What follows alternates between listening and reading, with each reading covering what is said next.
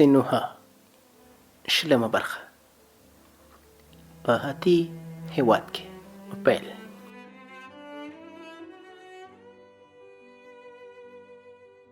خلک د هاتي له نومه دومره ویردلي چې که زه وایم هاتي آرام او با امن هیواد دی. که څه هم د هاتي اوسیدونکي زیږه خلک او په جنګونو کې بې رحمه دي، خو د دوی په هیواد کې چې ډېر غرنی دی، امنیت واکمن دی. په هاتي کې که د چا شیان په لارو کې لوټ شي، د هیواد پاچا د هغه د شیانو 2 چنده بیرته ورکوي. که د غلو په حمله کې څوک ووژل شي، پاچا د وژل شوي د هغې شتمنۍ په اندازه چې د په خپل ژوند کې ترلاسه کړې ده دغه پاتې خپلوانو ته ورکوي. په دې ډول د قرباني پاتې کسان په خپل ژوند کې د خرڅ او خوراک اندېښنه نه کوي. له همدې امله د هاتي د هیواد پر لارو زموږ سفر بې له کومه جنجاله پای ته ورسېد. د پاچا جنګي ګاډۍ زموږ مخکې او شاته روانې وې او هره ورځ موږ ته خواړه هم راکول، تر هغه چې د هاتي پلازمینې خطوشه ته ورسېدو. کله چې د نړۍ د سترو ښارونو خبره کېږي، خلک د بابل، تبس او نینوا د ښارونو یادونه کوي. ما نینوا نه دی لیدلی چې څه ډول دی، خو ویلی شم چې د هاتي پلازمینه خطوشه ښار له ځینو اړخونو تر تبس هم ښه دی. پر دغه هیواد داسې پاچا حکومت کوي چې هم د هیواد مشر دی، هم مذهبي مشر او هم قاضي دی. زه فکر نه کوم چې د نړۍ په هېڅ ځای کې دی پاچا د دغه سړي په شان قدرت ولري. کله چې انسان هاتي ته ځي او سترګې په وچو غرونو لګېږي، نو حیرانېږي چې څه ډول ممکنه ده دغه هیواد چې سوځنده دوبی او وچې غرونه لري دومره شتمن دی. ان سړی به له ځانه پوښتنه وکړي څه ډول خلک په دغه غرونو کې ژوند کوي او د اوبو له کمښته نه مري. خو په دغه عجیبه هیواد کې په هغه موسم کې چې په مصر کې نیل مستیږي او اوبه یې رخیږي، هوا سړیږي او له اسمانه سپین رنګ بڼکې وریږي. دغه بڼکې ټول غرونه پوښي او بیا په ګرمۍ کې په اوبو بدلیږي. زه پوهېږم چې تاسې به پر دغه خبرو باور ونه کړئ، خو ما په خپلو سترګو د هاتي دنګ غرونه ولیدل چې له دغو سپینو بڼکو ډک ول. دغه بڼکې په ټول کال کې د دغه هیواد اوبه تامینوي. خلک په دغه اوبو هم خپل مالونه مړوي او هم یې خپله څښي، ان فصلونه هم پرې خړوبوي. څومره چې د هیواد دننه خلک ارام دي، هومره خپلو ګاونډیانو ته پلمې لټوي او تل سرحدي نښې شاته کوي چې د نورو خاورې ونیسي. د سوریې له سرحد سره یو لویه کلا جوړه کړې چې دیوالونه یې له لویو ډبرو جوړ دي. دغه کلا په پراخه سیمې حکومت کوي او ټول هغه کاروانونه چې له سوریې هاتي ته راځي او له دې ځایه تېرېږي باید په دغه کلا کې پرتو د هاتي مامورینو ته قلنګ ورکړي. هیڅ کاروان د هاتي هیواد ته له ورتګه وروسته حق نه لري له لوی لارې بهر شي، او که بهر شو ځان او مال یې په خطر کې لویږي. دغوی شتمنۍ لوټوي. که کاروانیان مقاومت وکړي وژني، او که مقاومت ونه کړي هغوی اسیرانوي او مریان ترې جوړوي. د هاتي د خلکو شتمني له 3 ځایونو تامینېږي. لومړی هغه قلنګ دی چې له کاروانیانو او مسافرو یې اخلي.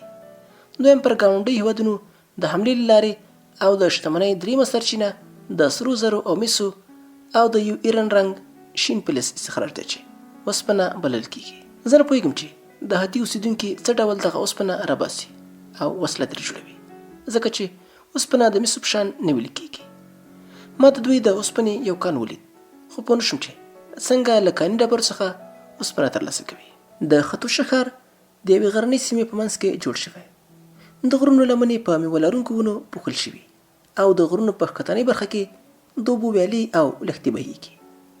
په خطوشه ښار کې وحشتناکې او دنګې ودانۍ جوړې شوې، ځکه دغه ودانۍ له لویو ډبرو جوړېږي او ځینې دومره لوړې دي چې سړی ویروي. هیڅ بهرنی د خطوشه ښار ته ننوتلی نه شي، مګر دغه پلاوي غړی شي چې په کال کې یو ځل د هاتي پاچا ته قلنګ راوړي. له همدې امله د خطوشه ښار د تبس او بابل په شان مشهور نه دی. په دې ښار کې اوسیدونکي له بهرنیانو سره خبرې نه کوي، او که کوم بهرنی ترې پوښتنه وکړي او هغوی هم بهرنۍ ژبه پوه شي نو وایي نه پوهېږو. خو له دې سره سره ملایم خلک دي او له بهرنیانو سره دښمني نه کوي. د دغه ښار د لویانو او شتمنو کسانو جامې عجیبه ان د کتو دي. دوی لوی جامې اغوندي، پراخ لستوڼي لري چې یو سر یې ځمکې ته رسېږي او د خپلو جامو په سینې کې وزر لرونکي دایرې انځوروي. لوړې او د تیرو څوکو لرونکي خولۍ لري او د مصریانو په شان ږیرې خري. ځینې اشرافان او خانان حتی د سر ویښتان هم د ږیرې په شان خري، خو د سر په منځ کې اوږد کاکل لیدل کېږي. د هاتي اشرافان او خانان د نړۍ د نور هیوادونو په شان چرب او چاغ دی.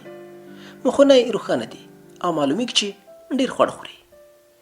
د هاتي د پاچا پلازمینه ختوشه د تبس او بابل پر خلاف سوداګریز ښار نه دی، بلکې یو صنعتي ښار دی او له سهاره تر بیګا پورې پکې د هنګري غږ اورېدل کیږي او هلته تل وسله جوړیږي. د هاتي اوسیدونکي د نورو متمدنو ملتونو برخلاف بهراني مزدور عسکر نه لري او ټول عسکر د سیمې اوسیدونکي دي. زه فکر کوم چې د دوه خبرو له امله بهرني عسکر نه ګماري. یو دا چې بهرنیان د ځان په شان میړني او زړور نه بولي، او بله دا چې فکر کوي که بهرني عسکر هر څومره میړني او زړور هم وي خو بیا هم اجیر او مزدوران دي او د یو ځایي عسکر په شان نه په هېواد زړه خوږوي او نه همت لري.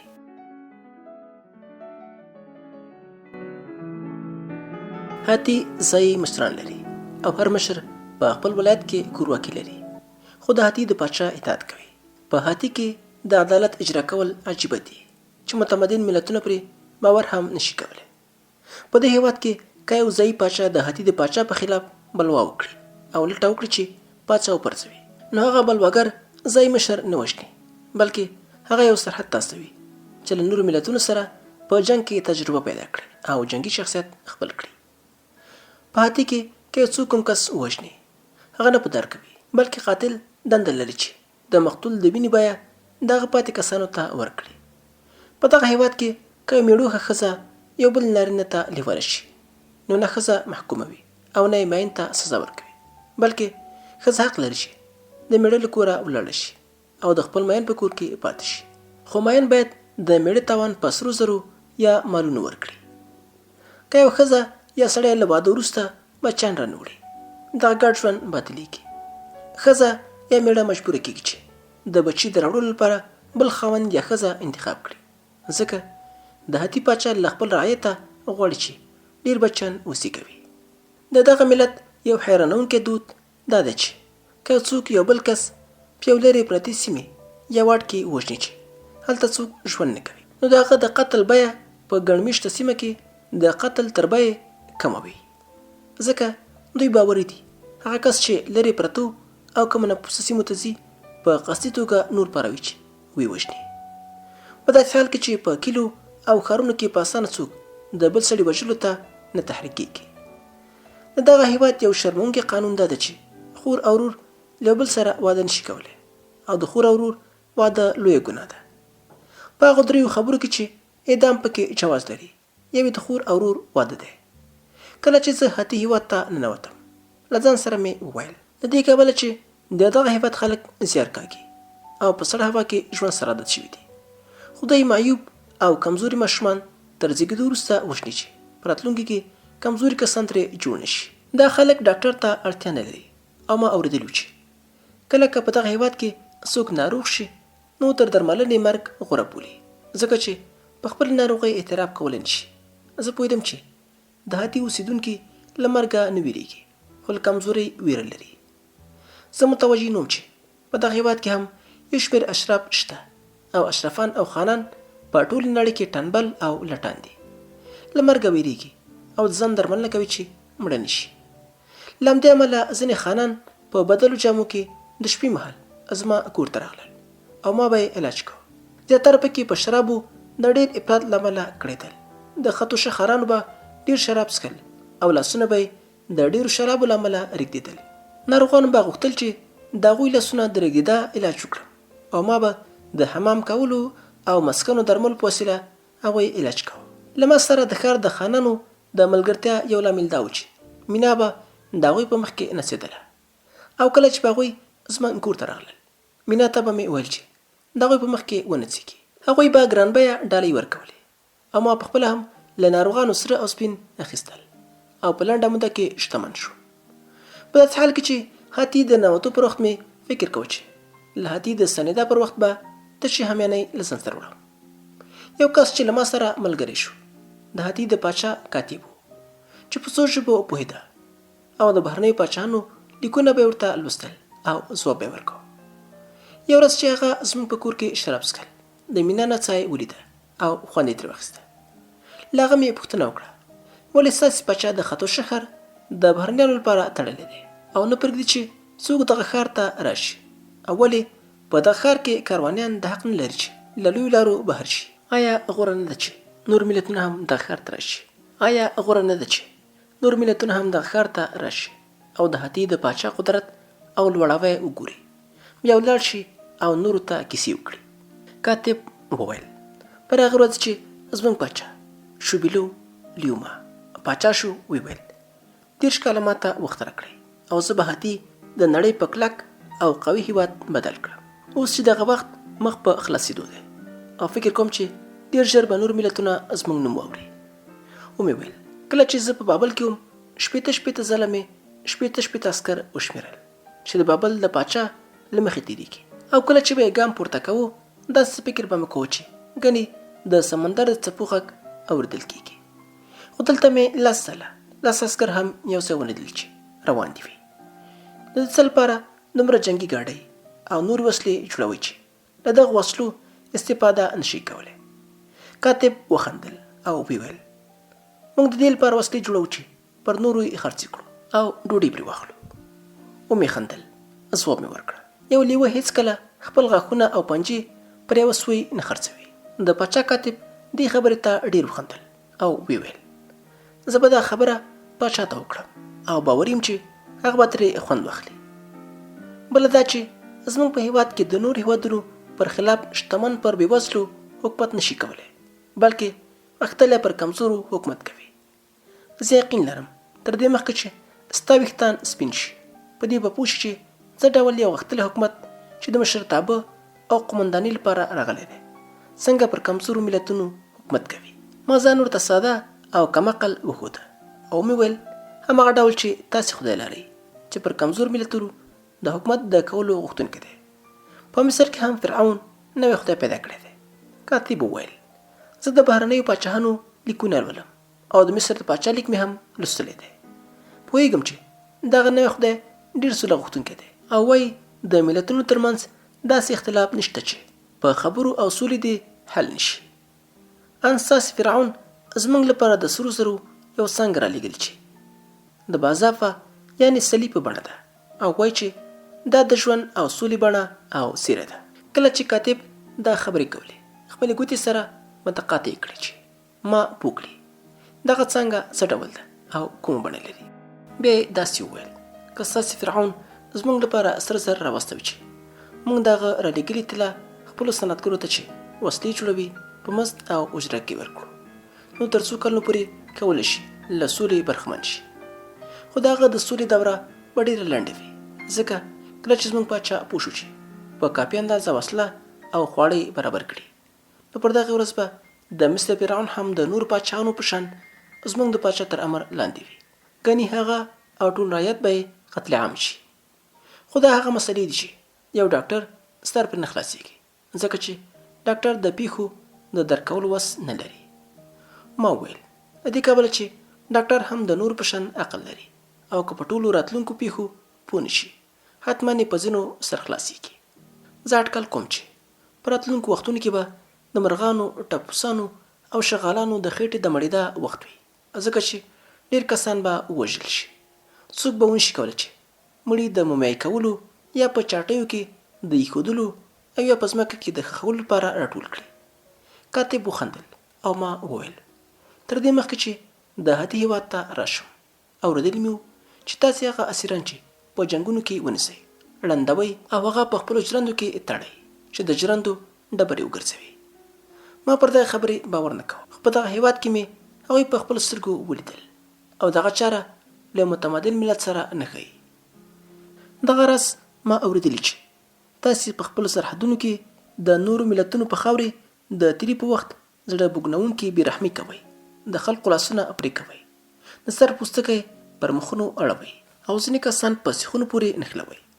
دغه اعمال د وحشیانو دي، نه د یو متمدن ملت.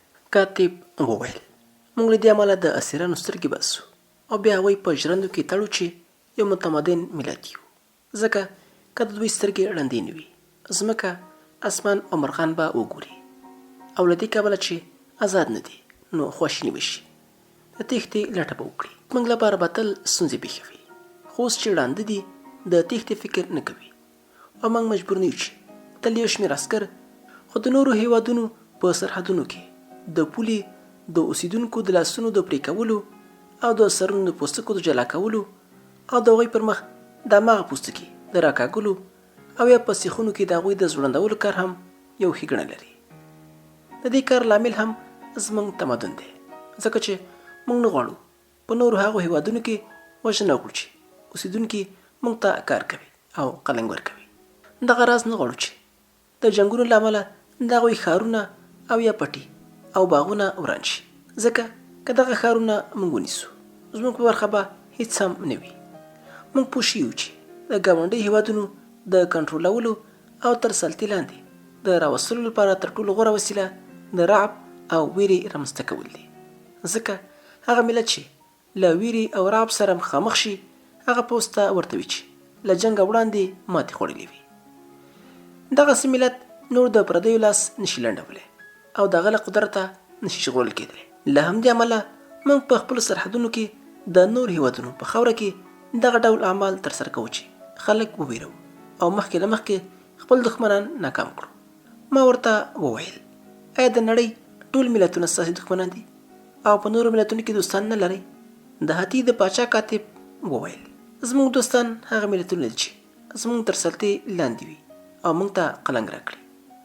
دغه ملتونه په خپل حال پرېږدو او د خپلو عادتونو او دودونو د ساتلو او د خپلو خدایانو په عبادت ورته څه نه وایو. زموږ نور دوستان هغه ملتونه دي چې لا زموږ ګاونډیان نه دي، ځکه کله چې زموږ ګاونډیان شول دومره پلمې ورته لټوو چې ورسره جنګ وکړو او د هغوی خاوره ونیسو او بیا یې اړ کړو چې موږ ته قلنګ راکړي. له هغې ورځې چې هاتي رامنځته شوی موږ همدغه دود لرو او له دې وروسته به هم وي. آیا ستاسې خدایان په دغه مسلو کې لاسوهنه نه کوي؟ ځکه چې په نورو هیوادونو کې خدایان د حق و باطل او سم و ناسم توپیر کوي.